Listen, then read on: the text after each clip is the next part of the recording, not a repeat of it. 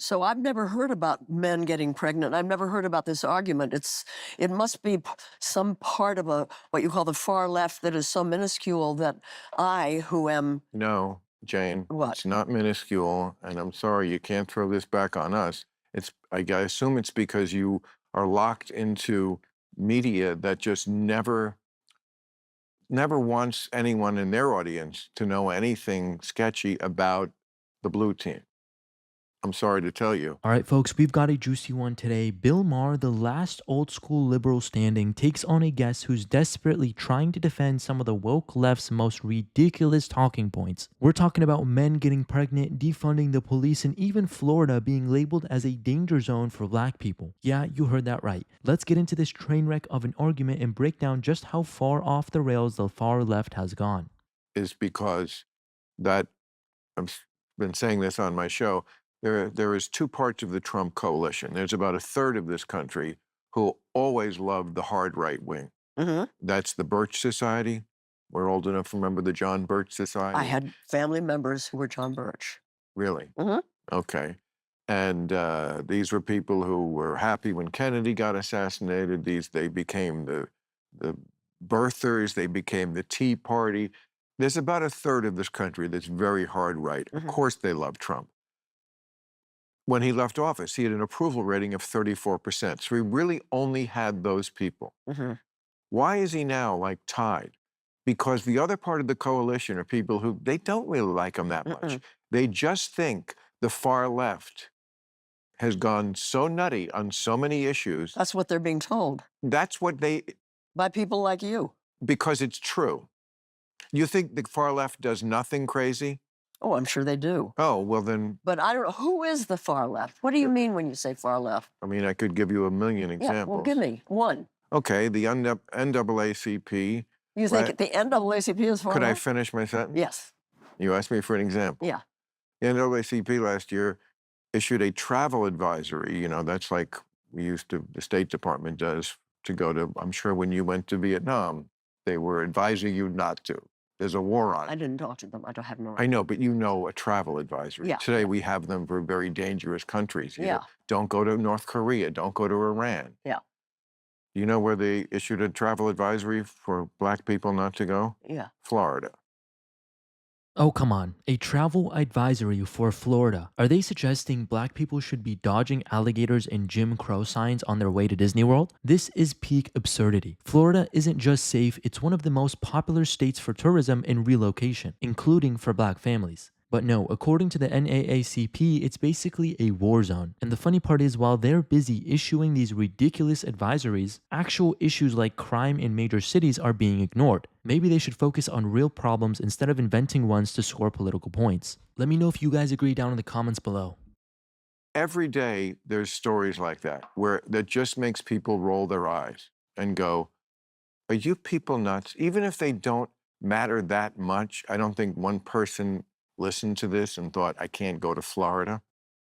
But they just suggest something to the average person, which I completely understand, which is, wow, do you people ever find anything that's ridiculous? Do you really think men can get pregnant? You know, that kind of stuff. And I understand that a trans woman can get pregnant. That's different than a man getting pregnant. And the way they sort of insist on blurring that line is if that's some sort of reasonable social cause, as opposed to just being for having full rights, respect, and protection for trans people. We get that. So I've never heard about men getting pregnant. I've never heard about this argument.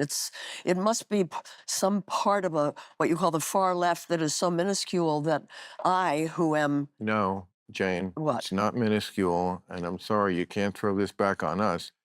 Thank you, Bill. Someone had to say it. This isn't some tiny fringe belief that we can just ignore. It's being pushed in schools, backed by celebrities, and celebrated by corporations during Pride Month. The woke left has taken what should be a debate grounded in compassion and turned it into a circus act. And what's worse, they label anyone who disagrees as a bigot. It's not minuscule. It's a movement that's infiltrating institutions and forcing people to play along. If you think it's just a small, harmless group, you haven't been paying attention. I assume it's because you are locked into media that just never never wants anyone in their audience to know anything sketchy about the blue team.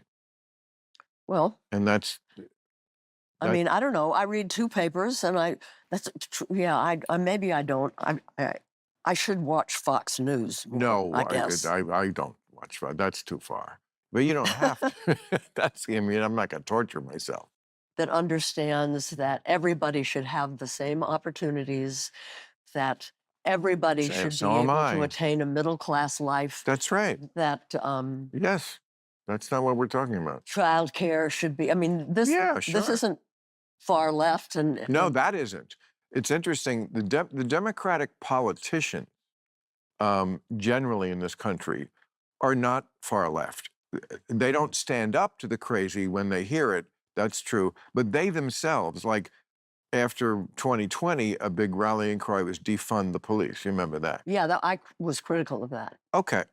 Okay. And so were most Democratic politicians. The Republicans I know try. where it comes from, though. I mean, I understand where the desire to do something about a police force that all too often is willing to shoot black people.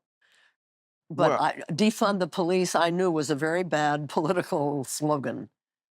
Bad political slogan, that's the understatement of the year. Defund the police wasn't just bad, it was catastrophic. It alienated voters, emboldened criminals, and demoralized law enforcement. And let's not forget, the people who suffered the most were the communities the left claimed to be helping. Crime rates skyrocketed in cities that embraced this lunacy. And now those same politicians are quietly walking it back. Bill's right on this one. Even black Americans overwhelmingly opposed defunding the police because they knew firsthand what happens when you weaken law enforcement. The slogan wasn't just bad, it was a complete betrayal of every people the Democrats claim to represent.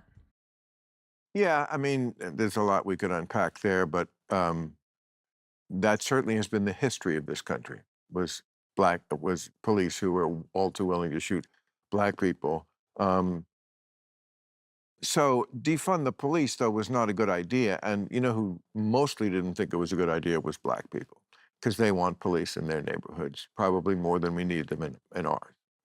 Uh, So, but the Republicans tried to catch the Democrats with this, and they put this on, they brought it up in Congress, Yeah. and all the Democrats voted against it. The Democratic politicians were not for Mm. defunding the police. It's that radical fringe that has captured a lot of the media, academia, some of these cultural institutions that are not liberal anymore by my old school liberalism. The ACLU was all about free speech. They don't really believe in it anymore. They believe, I mean, in one of their chief people who is trans said, I will die on this hill of banning this book, which was a very reasonable book about a subject that's still debatable. What was the subject of the book? How we should treat kids who say they are trans, Oh, yeah. you know, which is one of those issues, I think, which is uh, there's a centrist position that's like, yes, of course, it's a real thing that we should deal with, but we are a country that does it in a way no other country does anymore. How so? Um, allowing the no age limits and do it by self-diagnosis of the child and make it illegal in some places to tell the parent if the kid is in school and has transitioned using a different name and so forth. I've heard them say it's outing the child. Outing to a parent? I think a parent should be able to know pretty much what their kid's doing. Imagine the controversy in 2024, parents wanting to know what's happening with their own kids. Shocking, right? The fact that we even have to defend this is insane. Schools hiding a child's gender transition from their parents isn't just wrong. It's a complete breakdown of trust. Look, we all want kids to feel safe, but cutting parents out of the equation is not the solution. It's like trying to fix a leaky roof by burning down the house. Parents are the first line of support for their kids, and sidelining them in favor of activist teacher is a recipe for disaster. Yeah, normally, yeah. There are probably situations where the parents, maybe the child is being incested, or That is why yeah. they do it, because But you know what I feel? I feel like you're taking a problem that exists. There is somewhere some pretty dismissible and, far left thing, and you're making it a big issue, and I don't think it is. This is the argument people say, and my answer to that is, I don't think you know.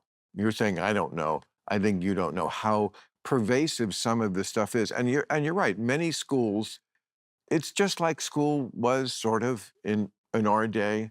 I do hear, I talk to parents, and some of them say that, but there's also undeniable. You can see, like, you don't need a filter of any sort of media to see teachers who are making TikToks and telling you about how they conduct their class and so forth. And it would, I imagine my parents would not approve of some of that stuff. And Mhm. it's okay. It's okay. We want to have a world where the kids understand um, that it's okay to be whatever you are, gay, trans, black, white.